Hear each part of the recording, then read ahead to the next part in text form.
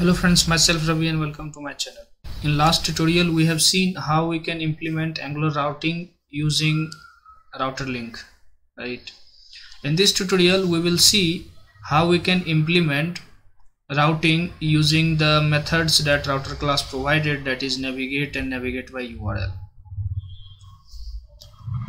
So as we discussed in the last tutorial, we can achieve routing by using router link.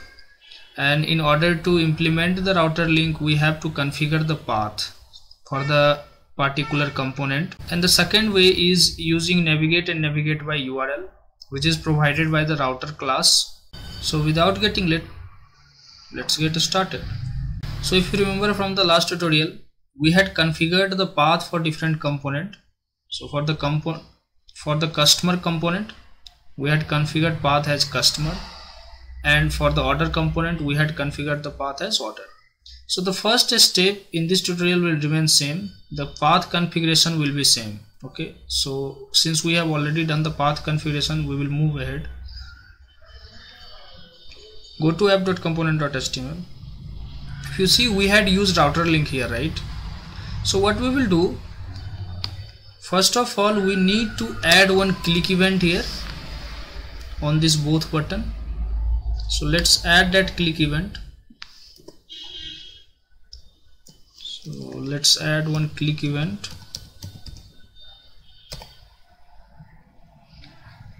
And let's name the method as onClick order.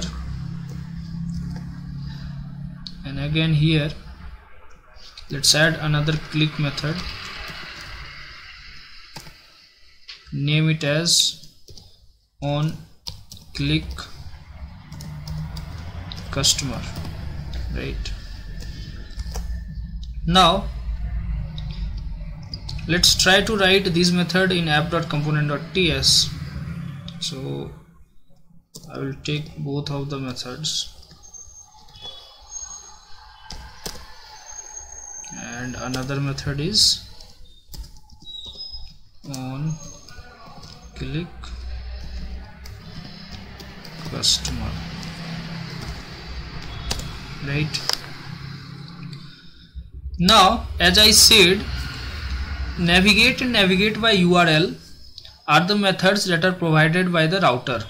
Okay, so first of all we will add a constructor here so that we can inject that router class object here, right? So let's, in the constructor, let's add private. Let's create an object of router class, okay, and import this router class. So make sure this router class is imported from Angular/router. Now this router class will have the methods like navigate and navigateByUrl. So using that method, you can implement the routing here, like this dot router dot. You can see here we have these all methods present in router class, and two of the method is navigate and navigateByUrl, right?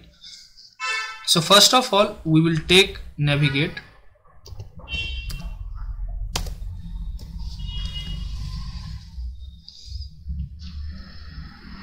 And this navigate method will take, if you can see here, an array as an argument. Okay, so pass an array here,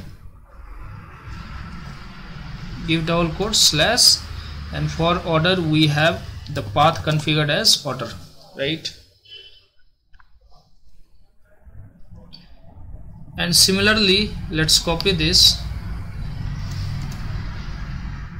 on click of customer. Also we will put the same navigate method but change this path as customer, right? Now if I go to my Chrome, if I click on order, you can see the navigation is going to order component, and if I click on customer, the navigation is going to the customer components. So that's how you can implement navigate. And in the similar fashion you can also implement navigate by URL. The only difference is if you put navigate by URL,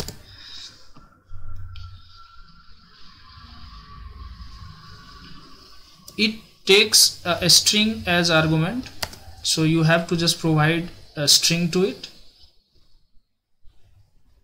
and let's check if that order is working or not. So if I click on order, you can see this is navigating to order component, right? So navigate by URL is also working. Now you have to understand the basic difference between navigate and navigate by URL. The navigate by URL takes a string as argument. Navigate method, it takes an array as an argument, and since navigate takes an array as an argument, you can pass multiple strings into this array, right? So if you have something called suppose you have some URL as /customer/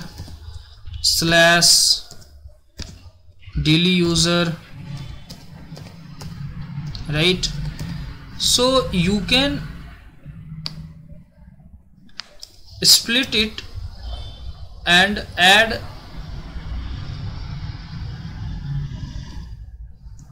here something like this, right? So since this takes array as an argument, you can pass multiple values to it, and you don't need to add slashes between them, okay? But in this navigate by URL method, you have to put whole this thing as a string value here, right? So that's how you implement navigate and navigate by URL and try to implement the routing, okay? So I will repeat again. First of all, you configure the route here in app.routing.ts. So we have configured the route for customer component and order component. The path is customer and order respectively. And then go to your HTML, add a click event on both the button so that this method will be invoked on click of these buttons, okay? Now in the TS we will write the methods that are invoked on click of that button, and then in the constructor we have injected the object of this router class so that we can call the methods of this router class, right? And this router class provide us two methods, navigate and navigate by URL, to implement the routing. So we have used this navigate and navigate by URL to implement the routing, right? This navigate by URL takes a string as an argument, and this navigate method takes an array as an argument, okay? So that's it for this video. We have completed the routing part.